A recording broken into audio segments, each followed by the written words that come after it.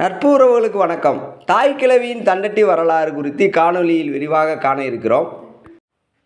ஆளில்லாத ஊஞ்சலாட்டம் ஆடுது வெறும் காது, அந்த ஆகாயத்து நிலவு தண்டட்டியாவது எப்போது? பொதுவாக காதனுடைய அணிகலங்களை பல்வகையாக பிரிக்கிறாங்க.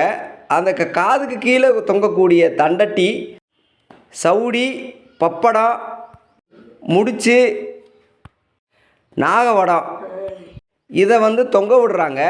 இந்த தொங்க விடுறதுக்கு மேலே இருக்கக்கூடிய அமைப்பு முறைகளில் 6 வகையாக பிரிக்கிறாங்க.